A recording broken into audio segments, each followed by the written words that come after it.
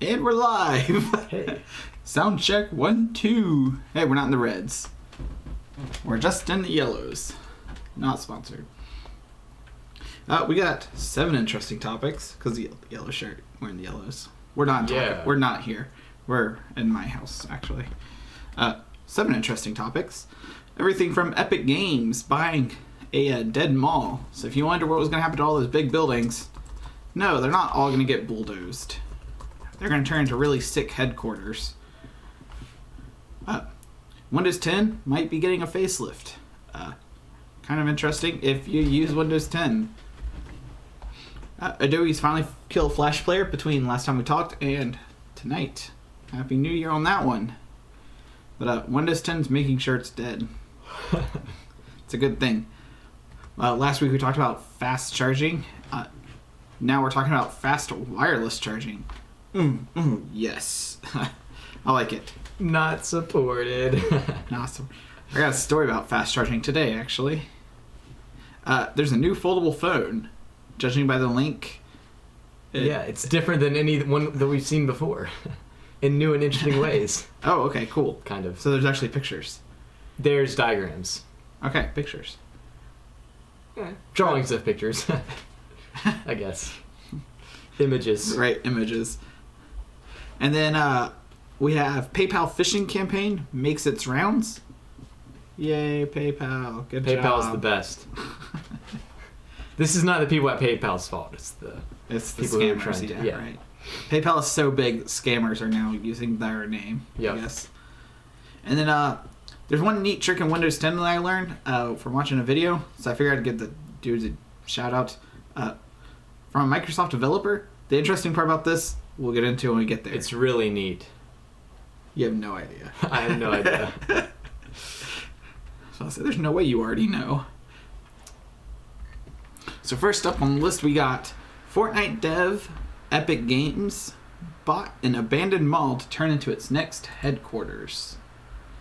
And that is all I read to put this article in the doc. Did you have anything that you already read about it? I'll pull it up here. No, but I've seen job openings for Epic Games online. Well, you applying? This place. Maybe. We'll see. All right. So it says its new headquarters is in Cary, North Carolina. I wonder if the job still brain will make their employees carry the city of Cary, North Carolina, with all the money they'll be coming into there. Yeah, I'm not sure how much else is around Cary. Not enough to sustain the mall, apparently. Right. But that's one interesting thing, because you hear all about the malls are dying. Amazon's going to take over the world. Everyone should get an Amazon Prime account or something like that. I don't exactly know. It's interesting. Fair enough. Right? That instead of the mall dying and being torn down and built into office space, that they're just going to use the mall as office space. Imagine walking into a mall for a job interview and you have to go into like the Bass and Pro Shop, like one of the biggest stores in the mall usually, and that's the executive's office. Is like 2,400 square feet. And like a 30-foot table that you just sit across, right? Yeah, this mall that they just bought is 980,000 square feet and 87 acres. 87 acres is, I'm assuming, the parking lot and stuff, too. It would have to, right? The entire property. But that's still massive. I can't really compare it to the size of other malls because I don't know how big other malls are. But Yep. So it says that this space will become the new Epic Games campus by 2024. So they're expecting all the construction to be done in 4 years. 3 years, I guess. This includes plans to create both office buildings and recreational spaces for long-term use. So I'm assuming that they don't need a bajillion parking spots. And that's what they're going to do. They might have like the recreational space in the mall itself because it's so big and open. Yeah. And then make realistic office spacing buildings. That'd be what I would imagine, but it'd be interesting to see it in 4 years. It's nice to know that stuff's coming to North Carolina, I guess. Yeah. And at the end of this article, it also mentions that Google and WeWork have also converted abandoned malls for office use. So it's not the first time people have done this, but I hadn't heard about it before reading this article. Because I've heard of people buying like an abandoned school or something and turning it into a house. And then there's one actually not far from where we live, where they've bought just a high school that went under, and they renovated it into this massive house, and it's kind of cool. But like, you kind of get like the high school or like a school vibe to it, just because you can like change the layout so much. Yeah. But then like they put like they reframe the walls, so it's like real walls, so it's not concrete block walls. Gotcha. And like the whole thing looks like pretty darn cool. Okay. So it's a much more mansion-y feel on the inside, but you still have like that weird layout, like all the rooms are just in lines. Back to class. Right. Speaking of back to class, refurbishing something. So I saw this article and thought it was interesting. This is Microsoft's planning, I don't know how to pronounce that one, sweeping visual rejuvenation of Windows. So I saw this headline, Microsoft wants to say Windows is back. I really hope that it's them saying Windows is back and not get ready for a new look of Windows. Windows 8 version 2. Right, that's what I'm scared of. Because a lot of the stuff, I mean, I can't really show my start menu and all that because this is my personal laptop. Not showing you the software. Look at my taskbar. That's all you need to know. That's all I'm showing. But it looks like they even created job listings. So hopefully they are going to try to get back to that original Windows feel, I guess. Honestly, I like the way Windows 10 works for the most part. I would say it's super aggravating to have two different settings. One, the control panel settings, and then the Windows 10 start settings, I guess. Yeah. That's a little aggravating. But I don't really mind the look of it. Like, yeah, I'd be more aggravated if they removed the control panel. Because that's where all the actual settings are. Would you be mad if they converted all those control panel settings into the start menu settings? It would be hard to use at first just because I'm used to the control panel. Right. But I wouldn't necessarily mind it because I rarely go into control panel, and when I do, that's fine. But it is kind of aggravating that, a lot of the settings, if you search for it in the start menu, it'll take you to the settings app. Yeah. And you can't actually control that specific setting in the settings app. You have to go to the control panel. Yeah. So like one of the big ones I still do is I go to the control panel to uninstall programs. Okay. Because I really like the way it because it's all super condensed and you could like see and sort and like everything's just how I've always done it, which is why I like it. But then in the settings menu, you can just see a couple apps I have installed. They have it. So you under apps and features, and you have a full list, so you can just like click on one and hit uninstall. Like, yeah, and like you were saying about the same, the more condensed, it shows that image, and each item is like 50 pixels tall, whereas in the control panel it's like it's each one's half the size. Right? Yeah, so you can view a lot more. So yeah, even though they've converted that setting over, I still don't use it yet. Yeah. But if they got rid of it, it'd be an inconvenience for 2 days at most, because I hit that control panel like 6 times in a day. So I think by the end of day 2, I would have converted over. Yeah, and then eventually people will ask questions like, how do I do this? Because they can't find the setting they're used to finding in control panel. And then you'll be able to Google the problems and find the result. But I do think for a few weeks it would be pretty hard to find specific settings that people don't use too often. Yeah. Just because, I mean, generally now, if I have to find something on the control panel and I can't find it, I can just Google it, and there's like 50 threads asking, where is this feature? Right. Whereas when everything's new, there won't be that backlog of and like threads. If you open up the Windows 10 settings, the top center of the screen, find a setting. You can literally just type what you want. So but that's the thing. Like, a lot of these settings are in control panel, and you can't even adjust them from... I mean, I'm sure the ones that you search from this list are probably they're in the settings there, app. Of course, right. But certain things aren't accessible, so... Yeah, so like if you need to like troubleshoot why Windows 10 isn't file sharing a folder in, the E drive or something, you can't type that into the settings search box. It's not going to tell you how to find that. And if you type it into Google, they're going to show you how to do it through Control Panel. Yeah. They're actually going to show you how to do it through File Explorer, but it was a bad example. So yeah, hopefully the facelift is a good facelift and not a Windows 8.2. I guess it's a good name to call that. Yeah. But honestly, I think it is heading in the right direction. To condense everything back into one app. Yeah, it would be nice to have them more condensed, but I understand that they're trying to, I don't know the fancy word for it, universal the market so that phones, tablets, computers, desktops all have the same experience. So you can pick up any device and use it anywhere. And like one of the problems I was talking about with my brother actually was that for motorcycle maps, it's really hard to hit any button on your phone on the motorcycle with gloves on while moving. And like the buttons have to be like an inch by an inch on your phone screen. Like you can fit 2 buttons side by side. And for Windows to be able to make that happen, you'll have to have big buttons. Yeah, I mean, part of the reason behind Windows 8 was because they were designing the Windows Phone. Yes. And so the tile layout works pretty good on a mobile device because the bigger tiles on the smaller screen make it easier to hit. Yeah. But then they also transitioned it over to the desktop, which just... And those tiles are huge. Didn't make sense, yeah. And so you have to have a better scaling, and I think that's what Windows 10 is finally getting right. And I hope to see that in the future. Like, I don't mind tiles. The tiles are fine. It's the fact that they take up, 50% more room. Because, like, in my start menu, can't show you that, all my tiles are the small tiles. And then I even have my tiles in a tile itself. So I can show you, I can click on my tile, and then it shows all of my tiles. Okay. So all my tiles kind are of like folders of tiles, yeah. Yeah, that's a good way. A folder of tiles. And I find that faster than going through File Explorer to find the program. Because I am part of the Clean Desktop crew.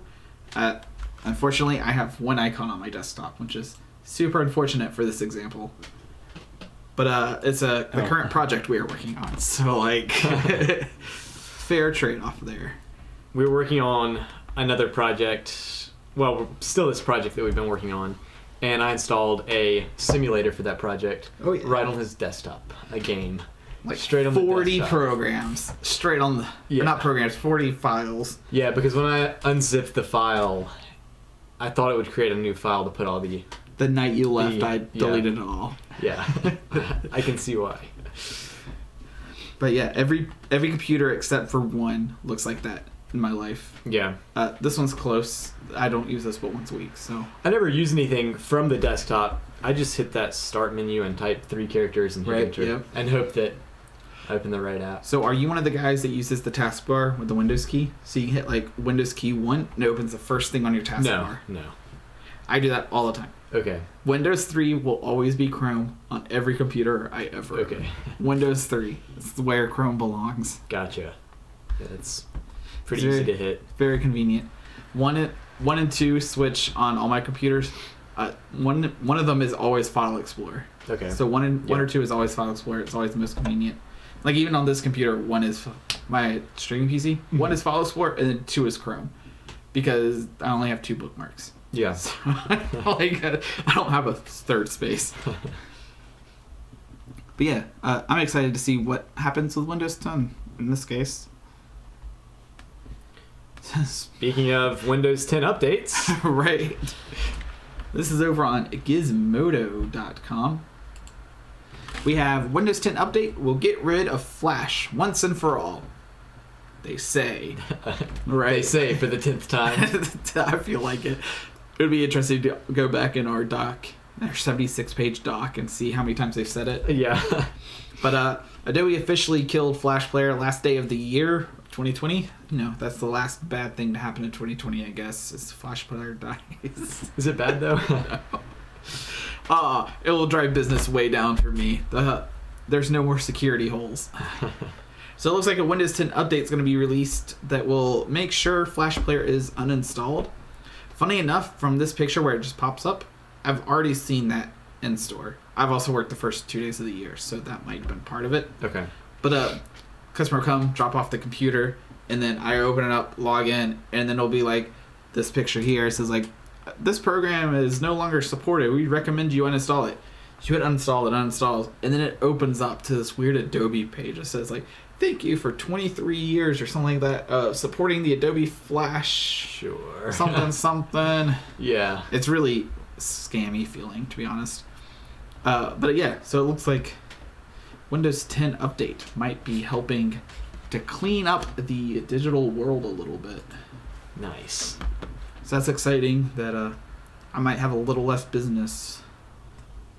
Hopefully we'll find another piece of software. Now you'll just have people asking where they can find games. Right. Hopefully Zoom will have some very big security holes. We can only hope. Funny enough, on the games, all of December I've had a lot of customers calling about their Flash games because they would have pop-ups. Yeah. With Adobe saying, you know, Flash is no longer supported after, you know, December last day. Yeah. 31st. Yeah, 31st, something like that. And they were calling me to ask how they can keep Adobe. Like, it has to die. Yeah. You have to let it go. I'm sorry. Right. Like, I don't know how to portray. Yeah. Like, I hate to be the bad guy, but Adobe is the bad guy. It's going away and it's not coming back. And there's nothing we can do. Yeah. And I've actually had two different completely different customers call me to say that the game loaded up on January 1st. Like, they called me to say their game was working, and then it probably ported over to HTML5 or Java. That's cool. Probably HTML5. Yeah. Like, and so, you know, that's convenient. Because I was like, they're either going to port the game because they're making too much money on the ads they send to you. Yeah. Or they're going to have some weird container to run Flash or something funny. Yeah.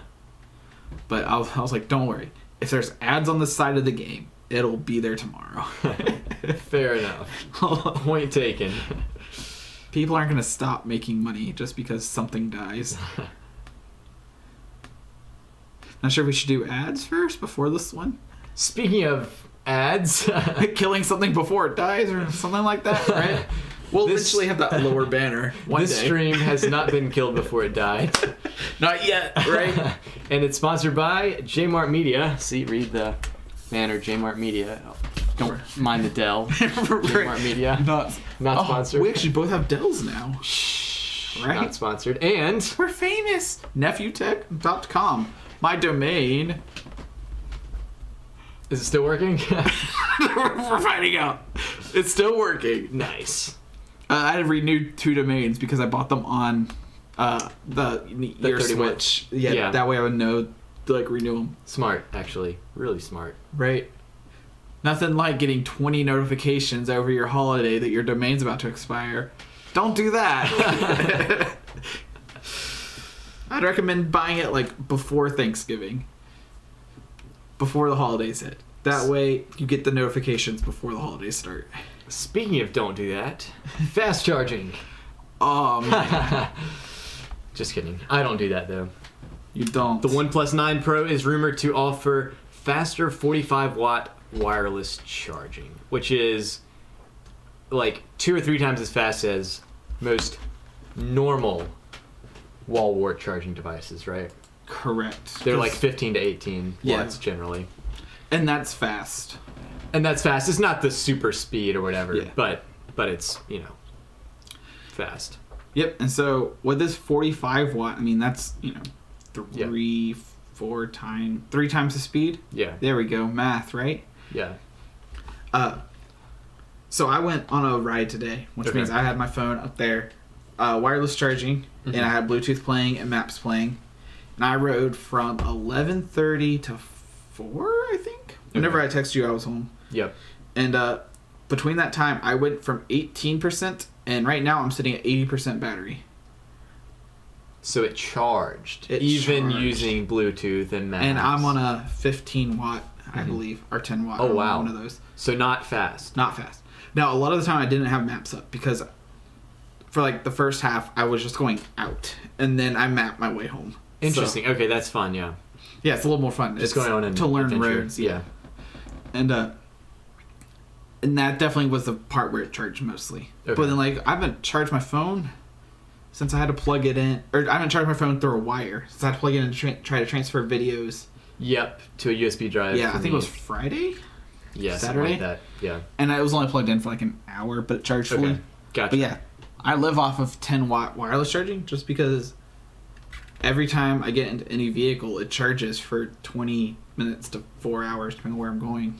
So you never have to think about it. You just, when you go buy a charger, just set it there. And then we talk about the same thing every week, the fact that my battery usually stays in that optimal zone. Not too low, not too high. Yeah. And like, I think it hit 88% total when I took it off. So it's gone down 8% in 4 hours or something. So if your phone supported this 45-watt charging and it came out tomorrow, would you buy this charger or would you just keep going with what you have? I would keep going with what I have. Yeah. I like what I have right now. Would you foresee yourself needing something like this anytime in the future? When I have 20% and it's too cold to ride. Okay. It's so convenient fast charging. To be able to just be like, I'm going to set my phone down. Yeah. And then to pick it up and it be charged is mind-blowing still. I mean, it sucks that you have a power loss from wireless charging, but it's not nearly as big as the power loss when you plug it in. So like the power loss when you plug it in is like something minuscule, like percent. But then when you do wireless charging, I think it's like 18% or something of lost power due to heat. And presumably as phones get faster, maybe the batteries get bigger. You know, it might make There'll be sense. more screens. The batteries aren't getting bigger. Yeah. They're going to have more screens. Yeah. Phones might use more batteries, so the faster charging might become more important. I mean, it has to, right? Or actually, when I was using a MacBook, I think it ran off of a 65-watt charger. And depending on what I had running on the laptop, and depending on if I had other monitors hooked up, which they shouldn't really take much power, but still extra HDMI, right? Like it's still 4K power. Screens that are still being rendered by the graphics card, so it uses more power. And sometimes my battery would actually drop. You were telling me about that when you first got it. Yeah, it was crazy. I mean, I would have it charging all the time, and my battery would be going down. Well plugged in. Yeah. Running a lot of applications like, running the CPU hard, and it was a fast CPU with 32 gigs of RAM, like top-of-the-line laptop, working hard, but still dropping that power. So you'd ask for a better laptop. Right? So that 45-watt charging, maybe we can eventually get that for laptops, too. I don't know if that exists at all yet, but I don't think wireless charging does. I don't really know if laptops have the need for that. Certainly not if you're plugging into monitors and stuff. So a lot of the laptop chargers I buy that are plug-in chargers are usually 65 or 95 watts. Okay. And so like this charger here I have, I think it's a 65. 65 watt. That's probably you got a huge charger. It's probably like 120. This is my power brick. Right. It's massive. Look at the size. My little 60 watt power brick. Classic. You got the amps and volts. It's 19 volts. 19.5. There's very little in English on here. Oh, here it is. 100 to 240 volts. That's the input. 3.2. Oh, output 19.5 volts. 10.8 amps. Yeah. Is that 190? 10.5 amps. 10.8 amps. And 19.5 volts. 210 amps. Wow. Yeah, that's a massive. You don't need that big of a charger. Power cord. But man, it's fun. It's fun to carry around. Yeah, most laptops use 65 to 95. All-in-ones will use up to like 125 to 160. Okay. That's what I carry for all-in-ones. Okay. That's the biggest one I've seen yet. Yeah, I don't know. I'm just assuming that it came with this. I mean, I bought the laptop used, and this is the charger that came with it, or the power brick that came with it. And I'm assuming it was the original stock OEM That's wild. charger, but this laptop is pretty thick, and I don't know if it's 16 or 17 you can actually screen. see. So they can't see. We can see. It uses 19.5 in, 12.3 amps. Okay. So that's a little overpowered. Okay. But you need the headroom. Like every charger needs that headroom. This one, if I have it plugged in and charging, it doesn't lose any battery. You could charge a car with that. My Prius could run off that charger. That is wild. And I guess the whole reason that I got on that point is 45 watts for phone, that's kind of cool. But for a laptop, the potential is probably eventually for laptops. No one will ever need 32 kilobytes of RAM or something like that, right? Gigabytes, hopefully. All right. What is this? The 1900s? Kilobytes of RAM. So we've talked a lot about folding phones, but so far all of them have been Android, right? Yeah, every single one. I don't think we've got any like Blackberries or any of those other weird oddball like Windows phones. Android does BlackBerry does the sliding phones. Okay, but this is a new foldable iPhone that may use some geared hinges to fold inwards or outwards. And at first I was wondering, why are they adding gears? Are they like for stability or whatever?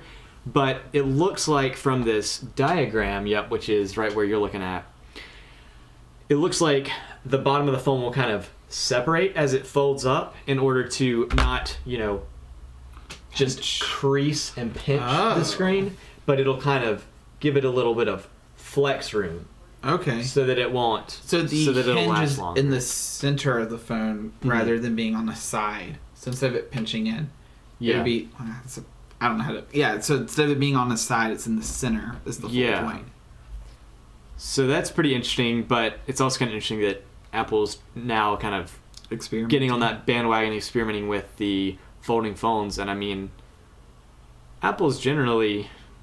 I mean, I don't use Apple devices really because of the price, but they're usually kind of on the cutting end. Like they have some of the nicest cameras, and a lot of people do like their devices. So it'd be interesting to see what they can do with it, with their kind of design experience. And it's really unfortunate that it's Apple designing this because it's going to be patent blocked so hard. Yeah, that is true. That people are going to have to come up with some different type of centerfold hinge, I guess. Yeah. But it would be really nice to see. That's definitely a new take. I've never seen that one yet. Yeah, I don't think we've really seen like gearing like that. I wonder what they're going to do, because in this picture, the screen is folded in like a perfect fold there. Yeah. For this diagram. Yeah. And that's been one of the things that the Razer had, where the screen gave, so instead of it pinching, I guess we can pull it back to face so we can actually see. There you go. Right. So instead of it like pinching perfect, so it was flat, it had like this weird part. So there was like this little round piece where it had room to bend. So I wonder if Apple has something up their sleeve on screens, or if they're tackling it like one at a time. Like first, we need to have the perfect fold. Yeah. Then the screen. You try and take this one at a time. Yeah, because I mean, obviously they can't just use straight up glass screens. So it's Apple. They might. You have to buy a new one every time you close. Every time you fold it. It's a premium phone. You never fold your folding phone. It's just for the. Yeah, right. I don't know, showing your friends. Something like that. Look here, guys. My phone folds. Oh, this is gonna blast. Nope. Stopped it in time to prevent loud noises. So we want to go with 6 or 7. We can go with 7. All right. Yeah. There is a new PayPal phishing campaign going around. Who still uses PayPal? I do. Me. Actually, I don't. Really? I used to use PayPal because it was linked to my eBay. Okay. But now I use the business bank account because the only time I ever use eBay is for when I can't find that particular laptop part or whatever. Yeah. Okay. Because that's like. Yeah. I don't really use eBay otherwise. Venmo's not supported by my phone, so. Not what? Yeah, I know, right? Really? Yeah. So. We're gonna talk about that one. We'll talk about that. Well, we can talk about that on camera, actually. You can't like install the app. I can install the app, but the issue is that you need a valid phone number to authenticate that you're an actual person, and certain carriers won't work with that. So, for example, if I was to go out to a CVS or, a like convenience store and buy one of those phones, like a track phone or whatever, those numbers, you can't use that to verify your identity or whatever because they're like burner phones. Okay, that kind of makes sense. And so it kind of doesn't work for prepaid phone accounts, is my understanding. Okay. You can't authenticate with that. And I used to have a service called Republic Wireless. I have since switched from them because I had a lot of issues. I couldn't imagine what issues you had. It wasn't actually this issue. It was other issues. But Republic Wireless, I would cautiously recommend them because their prices are cheap. Can I ask what their pricing was? It was like $25 for unlimited calls, text, and 1 gigabyte of data. Okay. That's not too far from mine. You know, if you just want the call and text and you want just a little bit of data, it's a good option as opposed to something like Verizon or Sprint, where I don't know what the prices are, probably 40 plus for like the low end. But anyway, their prices are decent, but I had some issues receiving text messages and certain areas that I would go to. I do remember that. Yeah, and certain areas that I would go to just didn't have any service off of Republic Wireless because they use Sprint cell towers. And I've switched to Google Fi. You can know that for whatever good that'll do you. And so far I've liked Google Fi. The reason I switched to Google Fi was because the specific areas that I was going to actually have coverage in that area. Anyway, what were we talking about? Republic Wireless? Oh, yes. But because Republic Wireless is a prepaid account, like you prepay for that 1 gigabyte, and when you run out of that 1 gigabyte, it's over. Because it was a prepaid account, I couldn't authenticate my identity or whatever with Venmo. So I haven't been able to set up Venmo. I tried once with Google Fi and wasn't able to do it, but it was soon after switching from Republic Wireless. So that might be the issue. Okay. So that's why I use PayPal. Transfer the phone number? Yes. Okay, so you still get Yeah, my same phone number is on Google Fi. So maybe it's somehow linked there. And right.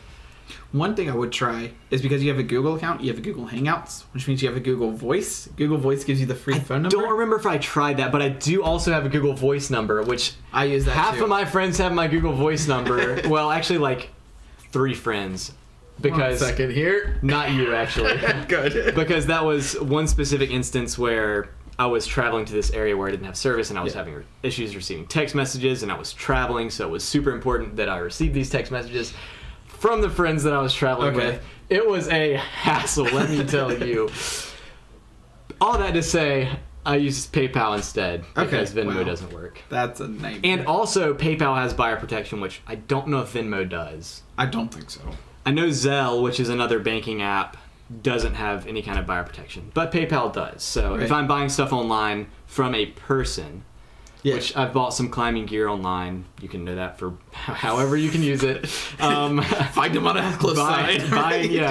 Buying climbing gear online from people that I haven't met, which buying climbing gear that's from people you don't know can also be kind of sketchy. On Facebook Marketplace, the dude in front of a bank, and I generally get it shipped to my house, so I give it my address. It's the whole deal.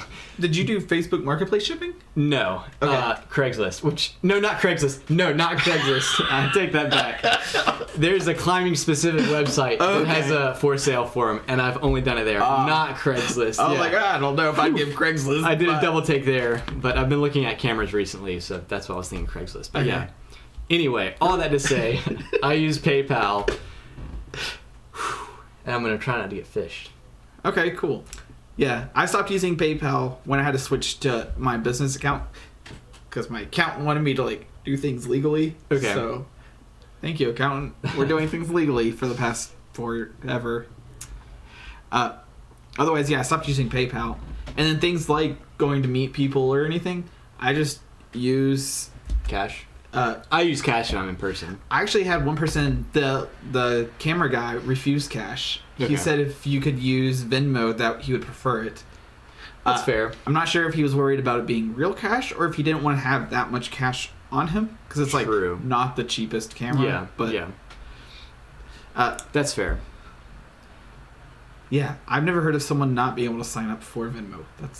Yeah, I'm going to have to try it again because it would be nice to be able to use Venmo because, I don't have a problem carrying cash and paying cash for, in this specific instance that I was talking about where I was traveling with the friends, we were camping and eating together, so they purchased the food, and rather than just simply send them Venmo, they didn't really use PayPal. I had to give them cash, which wasn't a big deal, but when it's $59... Right. Let me... Yeah. Count out $59, so I paid them later, but... Yeah. Anyway. Honestly, that's the way I would do it. I'd be like, I'm not gonna Venmo you for every single event. We're just going to like write in a Facebook message. And I'm gonna send you one. Yeah, that's what we did. Yeah, because that would be a whole nother. I'm not pulling out my phone every time I have to pay you. Yeah, paying you $5.20. Yeah, that's an act. My bank account would be like 17 pages by the end of the day. Yeah. So this phishing campaign on PayPal, generally you think of phishing messages as being an email that comes to your email account, and you click on it and you log in. Yeah. And the hacker has your information. In this case, it's actually text messages. So if you receive a text message saying, hey, your PayPal account has been compromised, you need to log in and change your password. Yeah, and they conveniently supply you the link to change your password for PayPal. Make sure, well, first of all, they probably won't be doing that. But log into your actual PayPal account, not through the link that they send you, especially if the link is something other than paypal.com. If it's like paypal.it or paypal.io or so PayPal also owns paypal.me, PayPal.me. Okay. They bought that 2 years ago or so. Okay. And that's more for personal use, so it's to fight Venmo. So you can have a paypal.me/nephewtech. And then that way people don't actually send money there. That way people can actually send money to you that way. Okay. So it's an easy way for like donation streams or something. Like, oh yeah, donate instead of doing Patreon where they take 30%, use paypal.me/whatever. And then they don't take 30% or whatever Patreon's take is. That makes sense actually, yeah. But yeah, make sure it also says like https://PayPal, because people can buy paypal.com or .me. Yeah, because I don't know exactly how the domains work all the time, but they could buy like the https://scam.paypal.com. I think I don't know how it works. Make sure it's just paypal.com. Yeah. You'll be fine. Don't click on links. Yeah. I don't. Yeah. It'd be wild. Yeah. Speaking of wild. So this guy's an interesting guy. I mean, this is pretty much like the end of the news show. 25 years ago. 25 years ago. Yeah, the end of the news show. This is more like something I found interesting past week. It's this guy here, and he does YouTube videos. Shocking, right? I found a guy that does YouTube videos. We'll get to my screen. Where'd you find him? YouTube. Oh. His name's Dave's Garage. He has 31.3. It's 1,000 subscribers as of today. But he worked for Microsoft 25 years ago, and he talks about some of like the cool things that he did personally, because he did a lot of stuff transferring over from command line to a GUI. Okay. So he was like the first guy to like make things look good. I guess. Good. GUI stands for Graphical User Interface. Yeah. So like when you actually see something that you can click on as opposed to having to type out the commands. Right.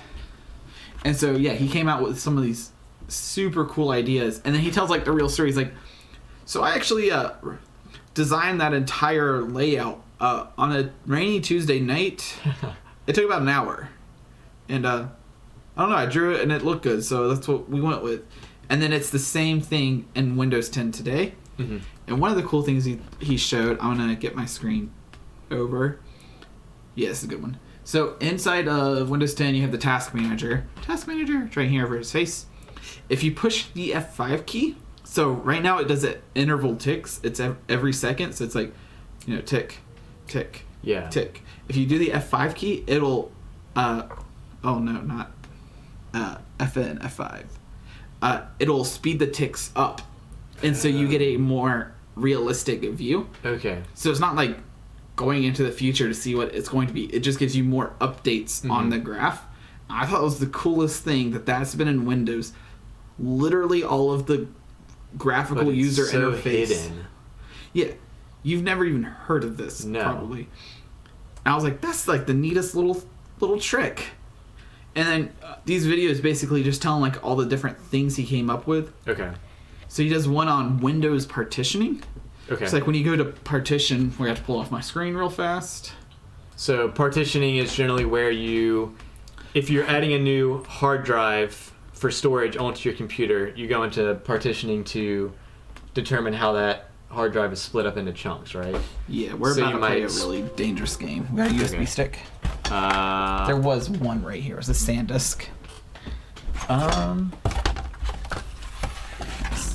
just a little bit. No. I could have sworn we just had SanDisk here. Yeah, so you can talk about partition. I'll look for it real fast. And, well, I don't have a lot to say other than it's just used for splitting up hard drives. So, say you have a 1 terabyte hard drive and you want some portion of it dedicated to your schoolwork and some portion dedicated to videos that you're editing. Like if you have a YouTube channel, you could split up that one hard drive into 2 partitions, one for schoolwork. Say you have 200 gigabytes for schoolwork and then 800 gigabytes for your YouTube video editing. It's just a nice way to split up chunks logically on your computer, so they're easier to find. It's fine. We'll pull up Windows. I know we had the red one from the other day, but right, it was just sitting here. I think it's I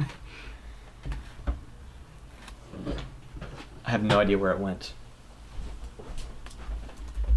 But generally, when you plug a USB drive in, it automatically appears as a drive, right? Yes. You don't have to partition it.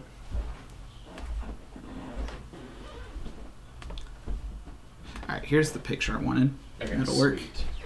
Open image in new tab. Perfect.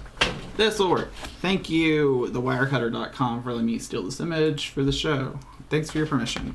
So, in File Explorer, you can right-click on a partition, and it'll pull up this partition dialog. This is what he designed one Tuesday rainy night in an hour. He actually says in one of his videos. Okay. Yeah. And he said he designed it like this because it was easy to read and it kind of just works. And he didn't plan for this to be a thing that gets transferred from Windows version to Windows. He thought it was just going to be like a filler for the initial version. Yeah, because he was like, I'm not a graphic designer by any stretch of the imagination. Yeah, I feel him there. Right? So he just made something functional. And then in current Windows 10, it's still here. And then for FAT32, which is like famous for not being able to be like super big, I believe it limits 32 gigabytes. I think file size is like 4 gigabytes. Or like individual file size. Yeah. But I'm not sure the max size, And he said he just made that number up. Because you can make the partition size any size in command prompt. But using the tool inside of Windows, he made it a limit. And he just made that number up because he thought, yeah, that'll be big enough. By the time this isn't big, they'll have a better partitioning system and they won't even use FAT32 anymore. Well, he's kind of right. Kind of right. Until you realize that my church's super fancy mixer only supports FAT32. Brand new mixer, multi-$1,000 mixer, supports this file system that some dude is like, big enough. 25 years ago. Wow. To think that you have that much impact on something must be wild. So yeah, he's definitely worth checking out if you really like the history of why some of the things in Windows are the way they are. It's Dave's Garage. But he's pretty interesting. Cool. Yeah. Because he used to be super smart and he's still smart. He just doesn't work for Microsoft now. Mm-hmm. So yeah, several times he says I don't know why they kept it that way. I just didn't want it to stay. Yeah. But yeah, I found him super interesting just from the stories he tells. Mm-hmm. Okay, yeah, I'll have to check that out actually. But yeah, he taught me that really neat trick to just hold the F5 key. And in my case, I also have to use the FN, the function key. But yeah, F5 in Task Manager speeds up the tick dialogues so you can see more real time. It's pretty interesting. Pretty cool. Way cool. At 43 minutes. We did a pretty good job. For our 7 topics. For our 7 topics. One of these days we'll do something different. Do we want to do a plane update? Not really. Maybe next time. Well, we can do a short update. Yeah. Our plane flew. Yay! I flied. Let me grab it. I don't have the video. You probably have the video on your phone still. I have it on I sent it to several people on Facebook. I can pull it up on Facebook. Oh, cool. You didn't send it to me. Thanks. Yeah. So I want to do the high actually quality. flew? Yeah, it is. Well, that's the body With of the rubber bands, actually holding the wings on, funnily enough. And, yeah, we did not fly it, but a guy at Thankfully, we did not fly it. Yeah, we couldn't have flown it. There's no way we'd have been able to do it. I tried taxiing down the runway. And went off course. But there was someone else at the local model airplane flying club who we'd seen do some heroics saving other people's planes Thank you. and his own plane when his motor died as he was midair. So we said, you're pretty good. You want to try and fly our plane? Because we know that if we fly it, it won't fly it. But if you fly it, it might fly. And really, we want to get the thing actually flight tested. We want to see if it actually flies. Yeah. We don't want to see if the pilots can fly. Yeah, we know the pilots can't fly. We want to see if the plane is actually physically capable of Taken off. breaking physics and going into the sky. And it is. So, Even with ailerons reversed and the rudder yeah. correction reversed. Yeah, there you go. He's a really good pilot. So this video was shot with 4K 60 FPS, and this is what Facebook does to it. Sorry. Let's hope we don't get Facebook notifications, right? So here's the takeoff, and he's gonna fly it, of course. Is this him flying it right Yeah. here? Okay. So this is a successful one where he flies it, goes up and around, back down. So he takes off, and then it disappears due to compression. Magic trick. Yeah, so it's right there. I want to try to follow under it. I thought I saw it, but it was your cursor that I saw. And there it is there. We're going to jump near towards the end. So now he's going to come back in for a landing. He tried to land it pretty quickly because each time we had some controls that were reversed. Yep, so now it's coming in for a landing. He does a really good job on landing. He does, yeah. Up until the last stopping second where it just goes off because it's reversed. Yeah. But it landed without the wings hitting the ground. So it landed without breaking in half, which for us is very good. Quite the accomplishment. We're gonna get off my screen since I'm on social I do media. on Facebook. Yeah, right. Risky. So that's our update for this week. Hopefully we'll have more of a comprehensive video of our plane building experience. I would really like to point. get another person in here to help with the filming. And to editing. help actually vlog it, if you're watching. You are. You are definitely watching, sir. And you're not commenting on my video. I know you're watching because there's 2 people watching my video right now. I know exactly who they are. Yep. But yeah. That's the weekly update on the planes. We'll talk about all the things. Next week. We did that backwards. We're going to talk about all the things. Everything's All the tech. tech.